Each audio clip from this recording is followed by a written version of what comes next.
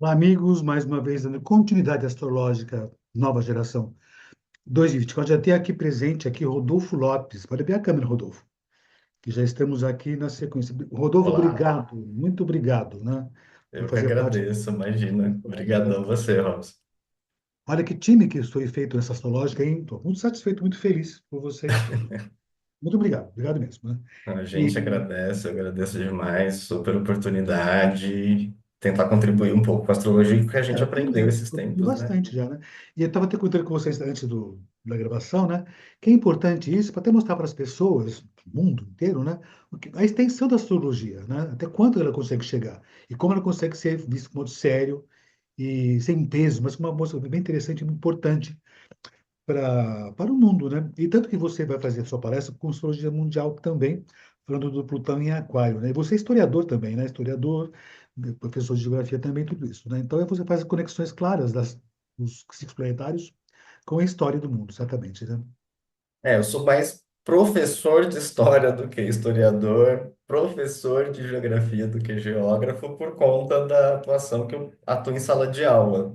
Faz muito tempo até que eu fiz pesquisa na área, então minha atuação profissional mesmo é para como professor, né? Não Ah, mas tanto. você consegue fazer as conexões bem claramente. Eu lembro que quando a gente tinha aula, né? Eu falava das posições, né? Você fazia as conexões claras com a história e os ciclos planetários.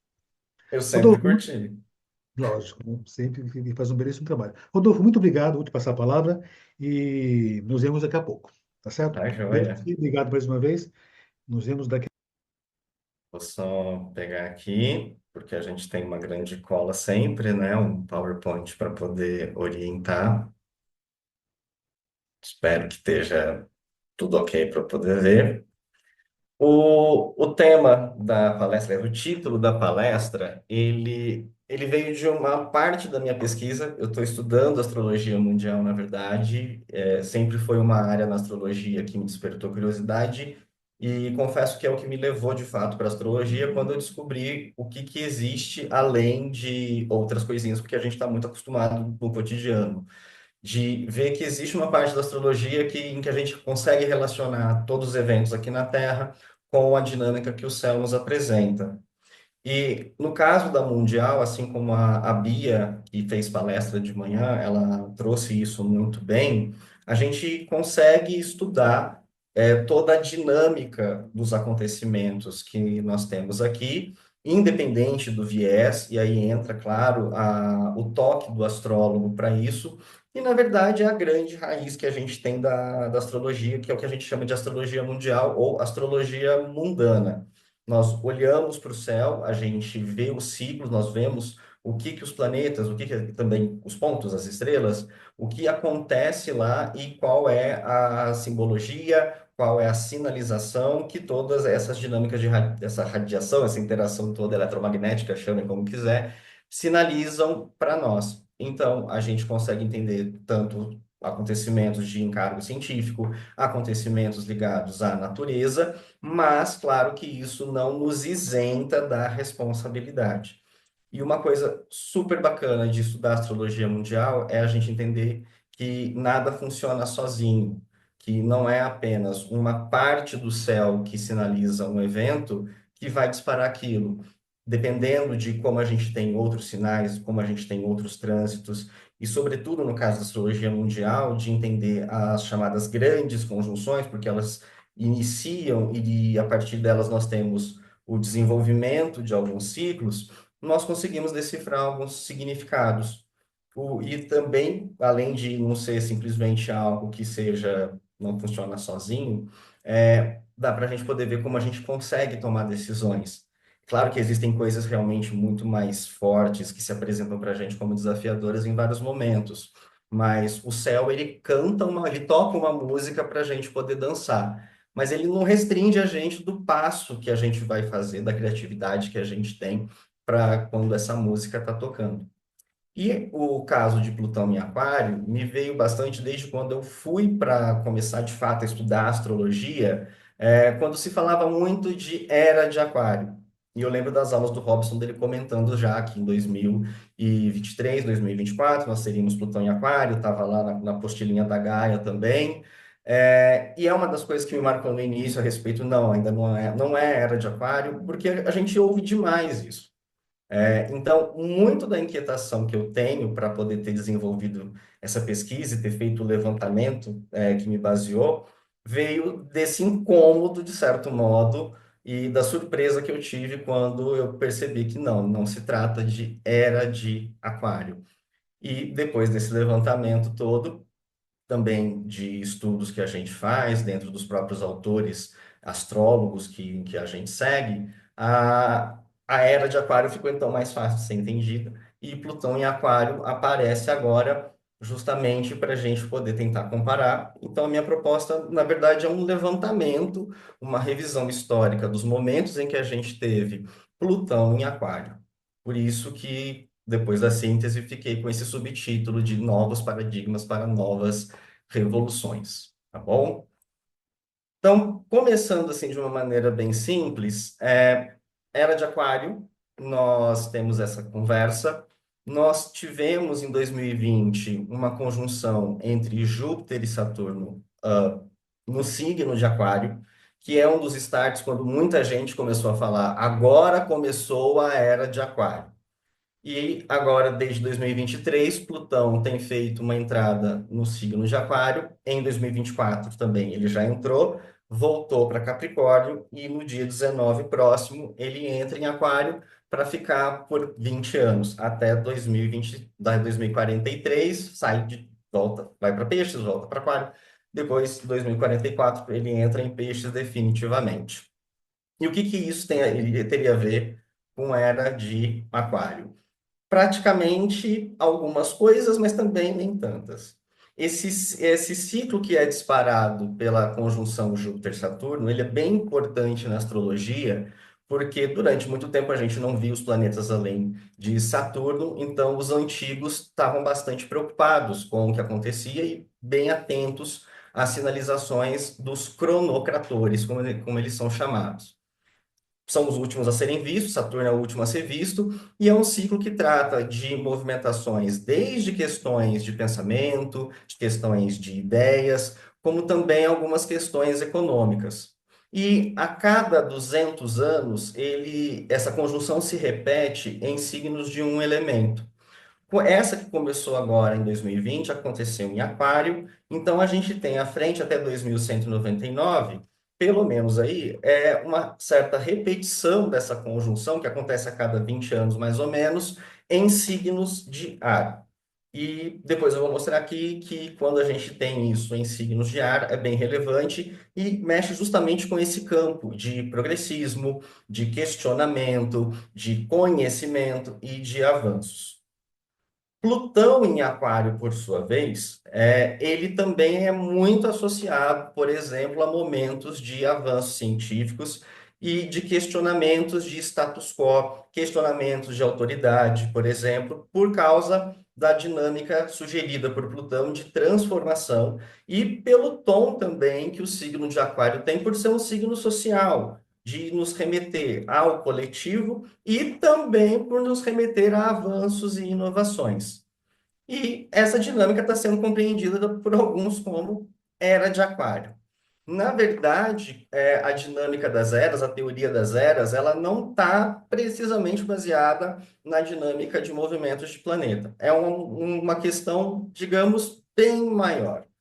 As eras astrológicas, elas obedecem a um outro movimento que a gente tem a ver com a precessão dos equinócios, tem a ver com a nutação, em que o eixo da Terra, ele vai descrevendo uma rotação que demora quase 26 mil anos.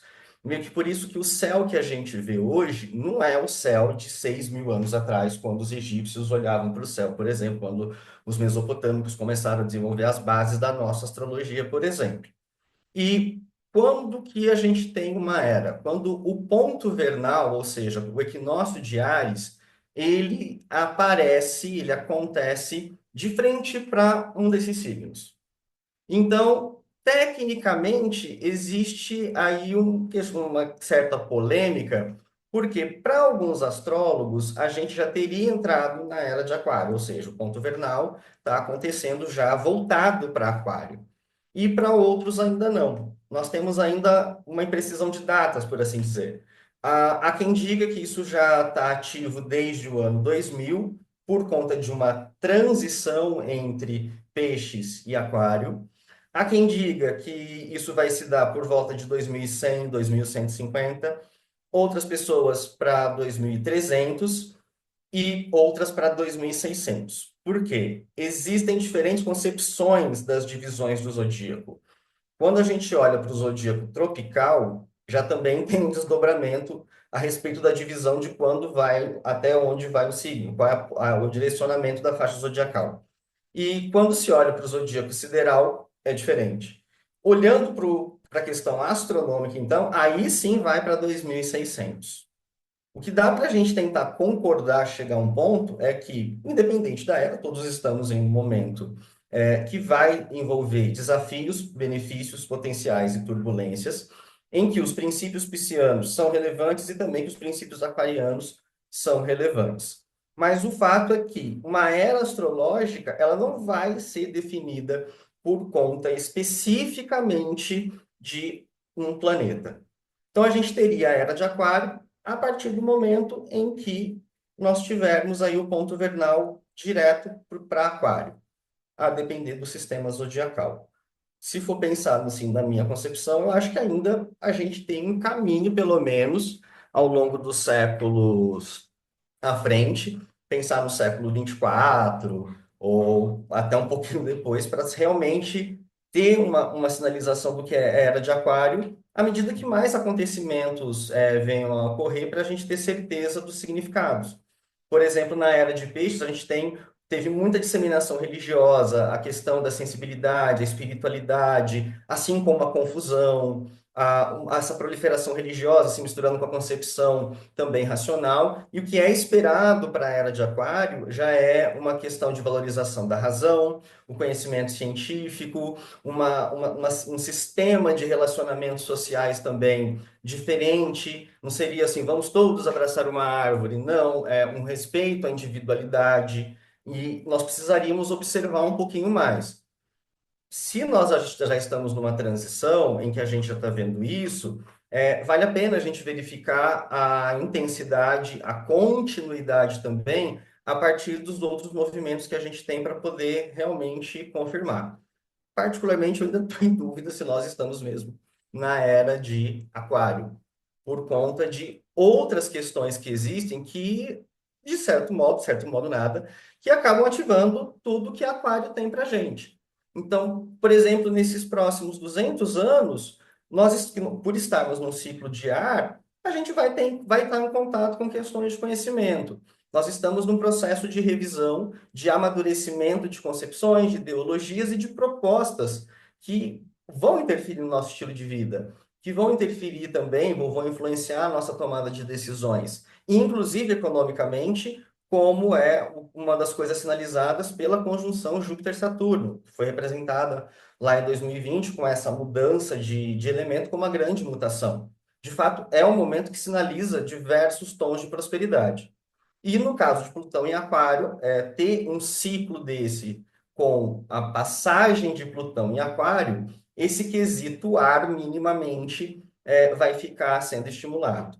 E aí, para a gente poder confrontar, isso seria a era de Aquário, ou nós estamos passando por essa transição, ou simplesmente pelos sinais do que essa conjunção e outras, e também pelo que Plutão em Aquário representa, né?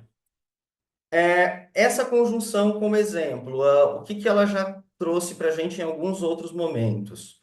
Nós tivemos essa mudança do paganismo para o cristianismo no século quarto, no século quinto e no século sexto, por exemplo. Nós tivemos um grande estímulo do uso da razão para questões a respeito da condição humana, da identidade, da individualidade e do bem-estar social. Nós tivemos uma valorização do conhecimento e, sim, houve grandes avanços, inclusive conhecimentos e avanços para a época com que a gente tem contato até hoje. Da mesma forma, num período que é bem interessante a respeito da história ocidental, de considerar o século XIII, o século XIV, o século XV, em que nós tivemos uma grande parte do que nós chamamos de renascimento. Nós tivemos, por exemplo, a transmissão da técnica científica, da técnica da ciência, de outros conhecimentos mais específicos, até mesmo para as artes. É interessante observar também que nesse ciclo a gente tem uma grande retomada de propostas do ciclo anterior, sobretudo essa questão do uso da razão. Até mesmo a própria astrologia, porque a astronomia e a astrologia já foram uma coisa só, depois que se separa, muitos conhecimentos que nós usamos até hoje na astrologia provêm de elaborações e experimentações que aconteceram nesses momentos. Até mesmo a ideia do que nós construímos a respeito do que é sociedade. E também é um momento de muita ebulição e tensão social, porque o padrão de autoridade que está colocado ao longo desse ciclo, ele vai sendo constantemente questionado. Não que todo esse padrão de autoridade ele rua, ele caia imediatamente. Há modificações, mas principalmente uma questão de questionamento, em que as insatisfações aparecem à medida que a gente tem problemas, sobretudo derivados da própria condição humana, de sobrevivência, a respeito de fome, questões práticas muitas vezes, controle de preço, aumento, qualidade de vida. São sempre momentos em que a gente está vendo uma ebulição de ideias, propostas de avanço científico, mas um descontentamento em termos sociais motivando essas mudanças. E em 2020 a gente começa isso tendo como entrada o momento da pandemia de Covid-19. Não está tão longe, mas parece que às vezes foi um hiato na nossa existência, mas algumas temáticas que aconteceram para a gente poder resgatar um pouco desse tom. Nós estivemos muito ligados naquele momento, imersos em contato com cientistas. Vários cientistas foram chamados para falar. Isso é muito legal. Mas, ao mesmo tempo, as ideias desses cientistas foram colocadas em xeque por uma parte da sociedade que, ora, tinha dúvida, ora, era estimulada a não acreditar, exigia, por exemplo, mais comprovações e até mais amadurecimento. Também é importante isso porque Aquário tem como um dos seus regentes justamente Saturno. Júpiter tem uma questão de expansão. E o próprio Aquário também, o próprio signo de Aquário, por ter um regente moderno, Urano, que fala de grandes mudanças, ele permite que a gente veja, por um lado, alguns conflitos que exigem seriedade, questões que exigem da gente realmente um olhar coletivo, mas também que pedem uma certa ousadia. E a pandemia de Covid-19 trouxe para a gente essa situação de vamos utilizar a ciência ou não. A restrição de movimento, o tom coletivo, o quanto a gente vai aproveitar disso. São algumas pontuações que a gente vai ver se repetir aí até 2199. E de lá para cá ficou até mais fácil, deu uma acelerada bem interessante, não somente por esse ciclo, claro, mas em avanços, em novas tecnologias, e vem à tona também o quanto que nós temos acesso a isso. Por mais que nós tenhamos diversos avanços, por mais que nós tenhamos diversas novidades e facilidades, benesses, uma coisa que começa também a ficar mais latente é o questionamento a respeito de para quem está sendo voltado isso. A gente às vezes fica muito preso nas nossas bolinhas, usando o ChatGPT, com acesso à internet, se esquecendo de que existe uma parte do mundo ou uma parte da nossa própria cidade onde nós temos um apagão tecnológico que não permite as pessoas entrarem em contato com isso. Então, será que também não é o momento de pensar, por causa da passagem de Plutão em Aquário, a respeito dessas questões básicas, já que a gente está nesses momentos de crescimento, de avanço, né? Plutão, no caso, ele é um planeta bem famoso na astrologia por ter um caráter de regeneração e transformação. Isso acontece principalmente porque, primeiro, ele tende a destruir por onde ele passa. Ele vai propor uma regeneração a partir da degeneração primeiro. Então, a gente geralmente é colocado em contato com, entre aspas, a parte mais feia daquele assunto que Plutão toca. Plutão costuma ter um efeito, até olhando mapas de clientes e olhando o meu próprio mapa, que tem um Plutãozinho forte também, é quase que o leite fervendo quando a gente esquece. Você fica de olho um tempo, não acontece nada. E virou para o lado de repente, opa, aquilo eu não podia ter esquecido, ou ixi, esqueci, e veio à tona o leite derramado. Ou pensar também em cozinhar alguma coisa em fogo baixo.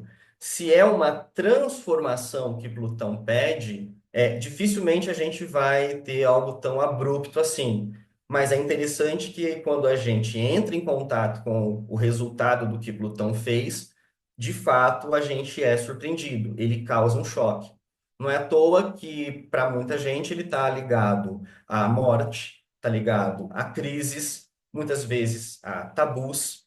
Quando a gente olha para a própria astrologia mundial, esse caráter de transformações também está presente. Mortes acaba sendo um assunto de Plutão, poder, inclusive o que a gente chama de poder paralelo, questões de controle, abusos, crimes. Existe aí certa polêmica dentro do assunto de tecnologia para comprovar se Plutão é ou não é ligado à tecnologia, por exemplo, à informática. Maior parte dos estudos que a gente tem feito, e a gente estuda sim, Plutão tem uma grande relevância para assuntos de desenvolvimento tecnológico. Não que Mercúrio não vá ter para informática, mas como Plutão tem um caráter de atuar muito nas coisas que a gente não vê diretamente, que a gente não vê tanto a olho nu, por exemplo, energia atômica, você precisa de vários dispositivozinhos para poder entender um átomo, para poder fazer as reações de fusão e fissão nuclear, por exemplo, né? Ele tem esse caráter de surpresa e de articulação, de estratégia. E muitas vezes o uso que a gente tem de tecnologia, ele não é colocado imediato. São feitas diferentes pesquisas, isso tem um grande custo, e de repente chega um momento em que isso vem mais à tona. Até mesmo quando a gente estuda, a Bia trouxe isso aqui também, os avanços ligados à engenharia genética, nanotecnologia, a própria energia nuclear. Também, Plutão deixa o seu toque de radicalismo, ele também está ligado a terrorismo. Mas sempre depois que ele passa, a gente tem que confrontar os problemas que foram gerados, o que está sendo, o que foi realmente desmoronado, para que então comece a ser consertado. Recentemente aí, quando ele passou por Capricórnio, e Capricórnio, por exemplo, sendo um signo muito ligado a governos, a estruturas de poder, a grandes estruturas, a gente viu a bolha imobiliária dos Estados Unidos ruir, a questão das hipotecas gerando uma crise econômica muito grande, e a própria Covid-19 também, que desafiou muito as nossas lideranças. Então, Plutão tem assim o seu elementozinho interessante para poder mostrar para a gente o que não está legal, mais ou menos o que está de podre naquele ponto. E como ele vai passar por Aquário, né? Vamos entender o que tem Aquário nessa dinâmica. É um signo de ar, tem, como regente tradicional é Saturno, regente moderno está colocado como Urano. Isso é muito legal de ver nesses signos que têm esses dois regentes, quando acontece isso, porque no caso de Aquário, em que a gente fala muito das amizades, da inovação, da frieza, do diferente, do contra. Tem um lado em Aquário que é bem idealista e chega a ser um idealismo de senso de dever coletivo. E isso é muito, para mim, isso acaba sendo muito bem explicado pelo fato de Saturno, que é um planeta que está pedindo estruturação, que fala de limite, que está ligado também à austeridade. Não chega a ser aquilo, não quero dizer, entre aspas, sacrifício de peixes, mas é realmente de observar os ideais em prol de algo maior. É aquela vibe do aquário. Se tá bom para mim, é legal que todo mundo esteja bem. Se todo mundo está bem, é legal que eu também vá ficar bem. E no caso de Urano, vem as mudanças mais abruptas e o sentido de revolução. E isso também acaba reforçando essa questão do idealismo, porque esses ideais aquarianos muitas vezes podem ser sobre-humanos. E então a gente vai observando que quando Plutão passa por Aquário, esses assuntos como independência, a rebeldia, a excentricidade, a dinâmica social como um todo, vai também passar pela exposição dos seus problemas. E a gente consegue ver agora nesses momentos, desde 2023, quando Plutão pôs o pé em Aquário, e mais agora que está bem perto dessa entrada definitiva, convém a gente olhar justamente quais são esses símbolos e olhar para eles com certa cautela. Porque Aquário tem o seu tom de caos. Aquário também tem o seu tom ao mesmo tempo, porque ele tem liberdade. É tamanho o senso de liberdade que isso pode representar o autoritarismo de um para que expanda, né, para que ele manifeste toda a sua liberdade. Por mais que também tenha um lado altruísta de proteção aos oprimidos, porque ele vai mexer com a coletividade.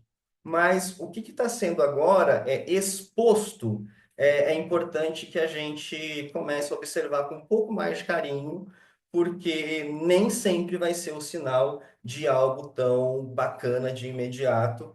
E conforme que eu fui vendo nessa passagem toda de Plutão em Aquário nesse tempo, é um período geralmente de conservadorismo, é um período em que algumas iniciativas autoritárias elas aparecem e são constantemente questionadas.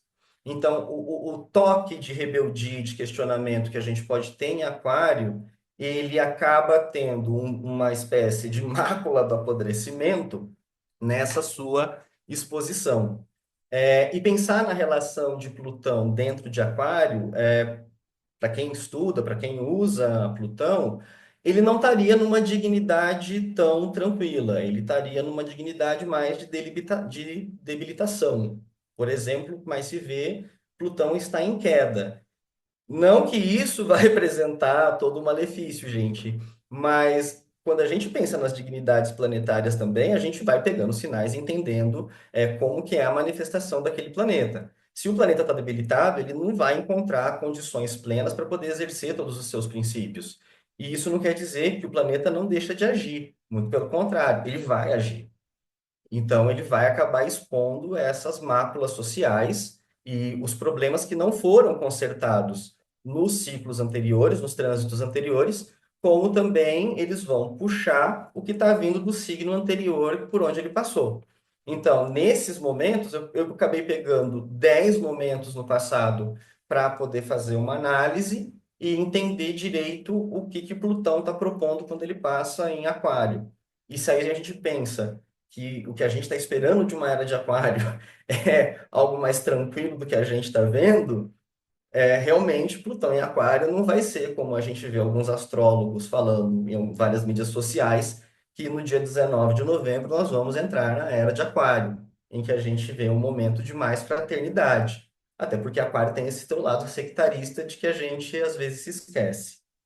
Junto dessas passagens de Plutão em Aquário, já que a gente está no momento também de ciclo de ar, eu fiz questão de fazer uma pesquisa mais rápida sobre em quais momentos nós tivemos a conjunção Júpiter-Saturno durante o período em que Plutão passou por Aquário, justamente porque isso traz, então, maior reforço e pensando agora na entrada, que a gente vai ter para esses primeiros momentos de Plutão em Aquário, me chamou muita atenção esse lado de questionamento de autoridades, de mudanças e propostas políticas, que vai acontecendo também uma conjunção que ela vai ficar exata em fevereiro de 2026, mas que a orbe dela pega o ano de 2025 praticamente todo, que é uma conjunção entre Saturno e Netuno. Olhando para esses 10 momentos, também que deu para identificar, eu destaquei esses dois especificamente, por favor, apareça. Obrigado. em que a gente teve várias repetições com o que a gente está passando agora. Primeiro, Plutão em Aquário, depois pensar que nós estamos na influência da conjunção Júpiter-Saturno e com o acontecimento da conjunção Saturno-Netuno. Não que quando eu não observei, né, a conjunção Saturno-Netuno, ela não estivesse ativa. Porque o momento da conjunção é o início, é o start, então a gente tem o contato imediato com aqueles temas, considerando o signo também onde a conjunção acontece, e depois isso passa por um desenvolvimento. E aí a gente tem toda uma outra dinâmica, né? E a gente vai ter essa conjunção agora, né? Então, no século sexto nós tivemos isso, e do século XIII para o século XIV nós tivemos isso. O que foi que aconteceu, por exemplo, nesses anos? Nesse primeiro momento que eu levantei, que é no século V a.C., pensar numa coisa legal. Uau, século de Péricles na Grécia Antiga, Atenas estava no seu auge, desenvolvimento artístico, intelectual, ideias maravilha. Foi o período em que Sócrates viveu. E Sócrates é polêmico, porque a galera não sabe se ele existiu mesmo, porque o que a gente tem de Sócrates é baseado principalmente em Platão. Mas, maravilha, avanços, humanitarismo, pensar no bem-estar coletivo. Mas foi quando Atenas dominou o mundo grego, aconteceu a Guerra do Peloponeso. Então, mais uma questão aquariana: domínio, controle, submissão de grupos. A tônica de grupos com Plutão em Aquário adquire um tom às vezes preocupante. No outro momento, de 184 a 160 a.C., a gente também teve uma disseminação cultural interessante. Houve grandes mudanças na China, inclusive. É, o budismo começa a se expandir, então tem aí uma prova da disseminação de ideias. O Egito passa por muitas mudanças, então acontecem várias reorganizações territoriais, e quando a conjunção Saturno-Netuno acontece, o Egito, especificamente, tem uma mudança de poder, porque dá uma certa decepção, um tom de decepção quando Saturno e Netuno estão juntos. Às vezes acontecem suicídios coletivos, por exemplo. O populismo é muito comum de aparecer. Há uma ideia de um salvador que aparece quando tem a conjunção Saturno-Netuno, por exemplo. E nesse momento a gente tem várias figuras que representam isso acontecendo. Nesse outro momento, já na Era Comum, a gente tem, por exemplo, Sêneca, que vai divulgar princípios humanitários, o bem-estar coletivo, até o bem do próximo. Mas é também, por exemplo, a época em que Nero viveu. E Sêneca foi conselheiro de Nero. Nero é o mesmo que botou fogo em Roma. Ele tinha um caráter de tirania. Aconteceu também a explosão do Vesúvio, que destruiu Pompeia e Herculano. É dentro dessa passagem de Plutão em Aquário que nasceu Ptolomeu, Cláudio Ptolomeu, o autor, astrônomo, astrólogo, matemático, que é importante para a gente. Já no século IV, a gente tem mais impérios se formando, então continua mantendo esse caráter de uma grande unidade sob um controle, mas a gente começa a ver também que essa dinâmica de grupos é mais interessante. Aqui a gente já começa a perceber que a manutenção de um grande domínio requer uma espécie de regionalização, vários combinados, várias influências acontecendo, para que esse líder não caia. É um momento também em que a gente vê uma grande conversão de pagãos para o cristianismo também, o catolicismo se firmando como uma religião importante e oficial, momento de influência do que vai gerar o Agostinho, as ideias de Santo Agostinho, o concílio de Nicéia, a gente vê a organização do cristianismo, então, religião, política começam a conversar, a flertar mais. Começa a ser um instrumento político mais visível.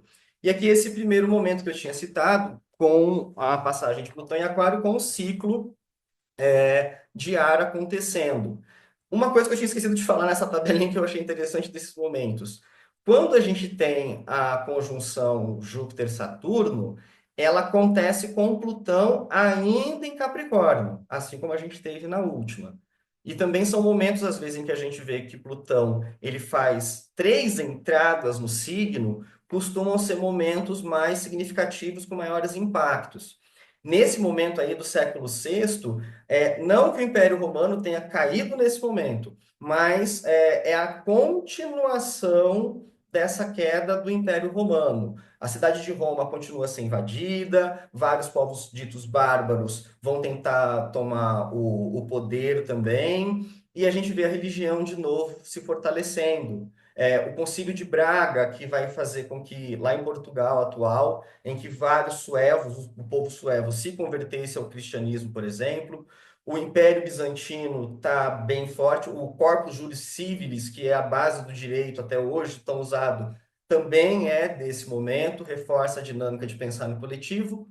Nesse momento do século VIII, a gente tem o Império Carolíngio com Carlos Magno. Então, essa dinâmica que a gente vê das alianças entre grupos, o que a gente entende como feudalismo, está bem colocado nesse momento. Até a servidão, em que o camponês, o pobre, tem que obedecer ao senhor feudal. Então, há uma dinâmica de poder, e essa regionalização do poder também está mais latente.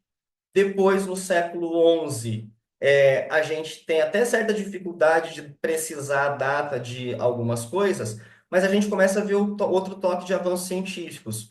Por exemplo, a Revolução Agrícola, que fez com que aumentasse a população na Europa, acontece nesse momento, com mais técnicas agrícolas. Eu até pulei lá atrás, mas a base da análise combinatória com a matemática é também um evento de Plutão em Aquário.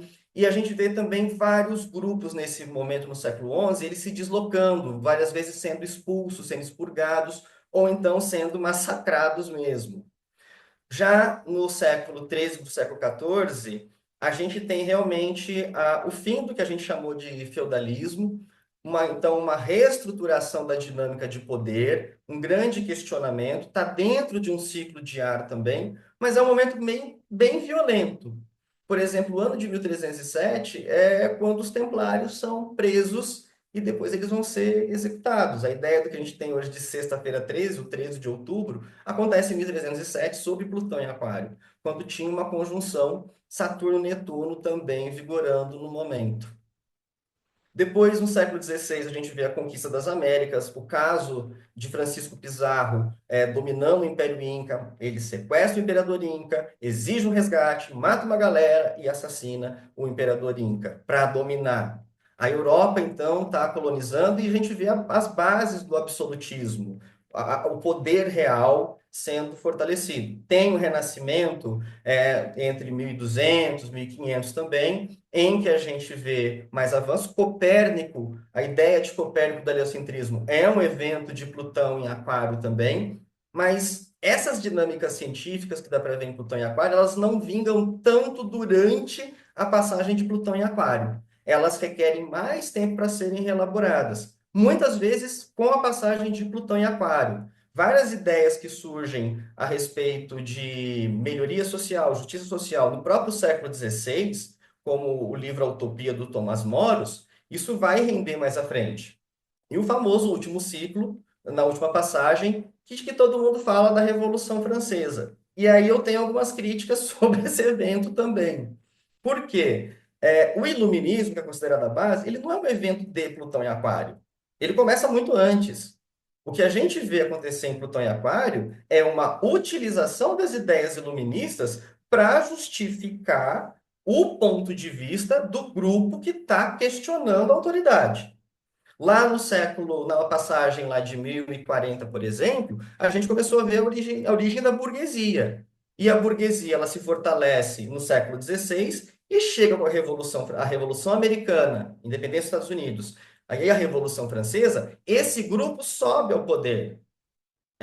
Eu destaquei aqui também dois momentos do ano de 1789 para mostrar que, além de Plutão em Aquário, a gente teve mais uma conjunção que costuma sinalizar essas rupturas, essas novidades, e que tem um tom muito liberal também, que é a conjunção de Júpiter e Urano, que nós tivemos agora em 2024. Nós estamos aí sob o efeito de uma tendência mais, entre aspas, progressista. Mas até tomando o mote da Revolução Francesa e da Inconfidência Mineira, é bom para quem? É um progresso para quem? Porque são eventos em que você tem um grupo que se sente incomodado por uma repressão, nos dois casos muito ligados a questões econômicas, então é um grupo de elite. Não é realmente o que a gente entende como massa. De quem que a gente está falando? Quem que é povo?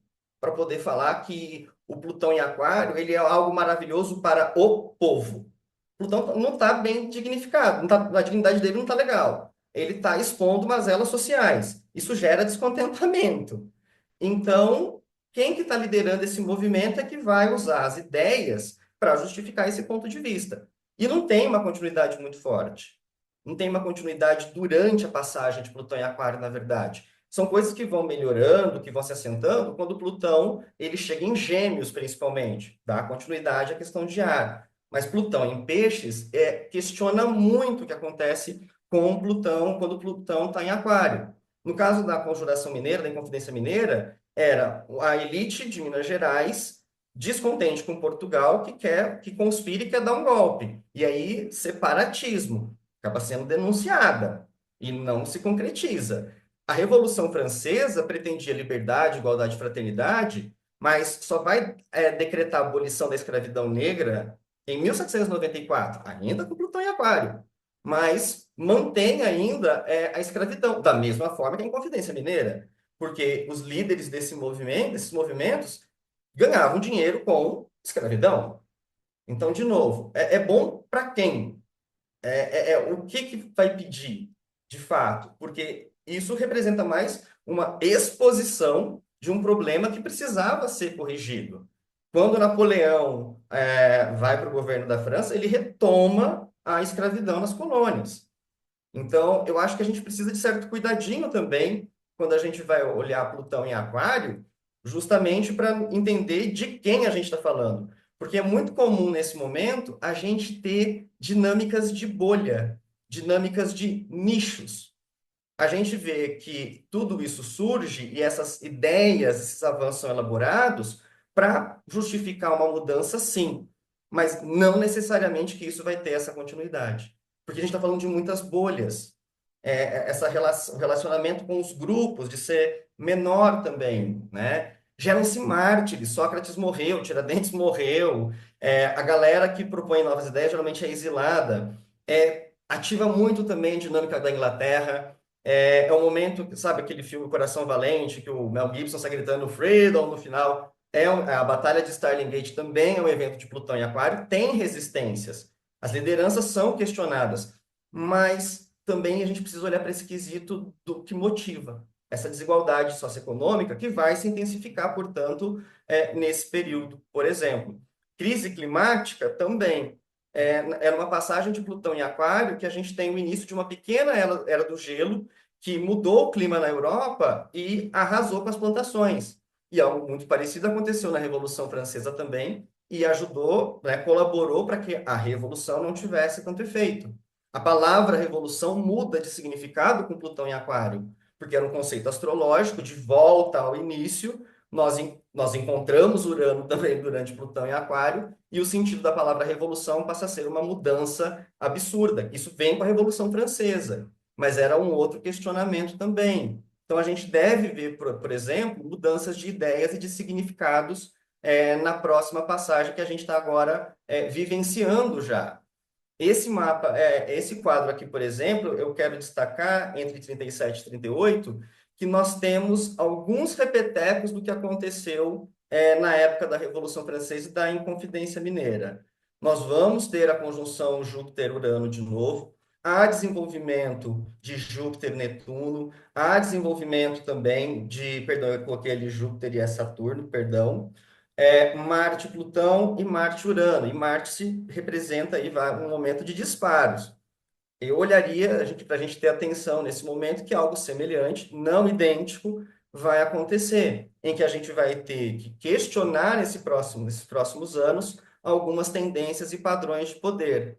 Assim como nós teremos em 2040 mais uma conjunção Júpiter-Saturno acontecendo em Libra, em que, portanto, o desenvolvimento do ciclo de ar vai chamar à tona questões de parcerias, acordos, e é interessante ver que Vênus está em Sagitário, sendo dispositora dessa conjunção, para a gente se atentar às dinâmicas internacionais, por exemplo, às ideias. Vai ter um reforço disso sim, para a gente poder considerar e pensar em soluções, talvez, quando a gente estiver em 2038, nesse momento. E olhando então essa dinâmica, minha inquietação com era de aquário e tudo mais, eu achei que essa frase representa muito bem os tempos que a gente vai ter de Plutão em aquário. Se queres paz, prepare-se para a guerra. E é isso, Robson, agradecendo, então, paciência de quem ficou. Tentei fazer aí no tempo bonitinho. E agradecer ao Robson, ao Léo Lemos, meu professor, que também foi meu professor, a Titi, minha turma de Astrologia Mundial, e ao Renato, claro, que apoiou tudo isso aqui, obviamente. Muito obrigado, meu querido, muito obrigado. É importante as pessoas perceberem como é essa questão de Plutão em Aquário, né? Que eles pensam em Revolução Francesa, o mundo livre, mas é uma quebra de total de paradigmas, né? Que vem a pressão para depois ter o alívio. Então, temos umas décadas aí um tanto tensas, que no fim tudo dá certo. No fim tudo se resolve, mas tem as tensões, como tem a frase lá, né? Se queres a paz, prepare-se para a guerra para que se chegue à paz, né?